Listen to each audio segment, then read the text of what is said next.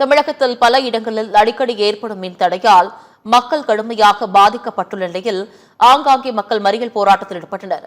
தமிழகத்தில் கோடை வெப்பத்தின் தாக்கம் அதிகமாக உள்ளதால் மாநிலத்தின் மின் நுகர்வும் அதிகரித்துள்ளது.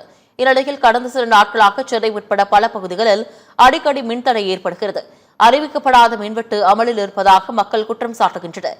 இந்நிலையில் சென்னை எண்ணூர் காசிக்கோயில் குப்பம் பகுதியில் நேற்று இரவு 3 மணி நேரத்திற்கு மேலாக மின்தடை ஏற்பட்டது. தொடர்ந்து 3 நாட்களுக்கு மேலாக இரவு நேரங்களில் தொடர் மின்தடை ஏற்படுவதால் ஆத்திரமடைந்த பொதுமக்கள் சாலை மறியல் போராட்டத்தில் ஈடுபட்டனர். தகவல் அறிந்து வந்த எண்ணூர் போலீசார் சாலை மறியலில் ஈடுபட்டவர்களிடம் பேச்சுவார்த்தை நடத்தியதைத் தொடர்ந்து மறியல் கைவிடப்பட்டது. இதேபோன்று திருவள்ளூர் மாவட்டத்திலும் பல இடங்களில் மின்தடை ஏற்படுவதாக தொடர்ந்து புகார்கள் வந்த வண்ணம் உள்ளது. மின்தடை காரணமாக திருவள்ளூர் மாவட்டம் கடகமாசத்திரம் பகுதியில் மின்வாரிய அலுவலகத்தை பூட்டி மக்கள் போராட்டத்தில் ஈடுபட்டனர். இதேபோன்று ஆர்கேபேட்டை அடுத்த கிருஷ்ணாகுப்பம் கிராமத்தில் 2 நாட்களாக மின்சாரம் முறையாக வழங்காததை கண்டித்து மக்கள் சாலை மறியல் போராட்டத்தில் ஈடுபட்டனர்.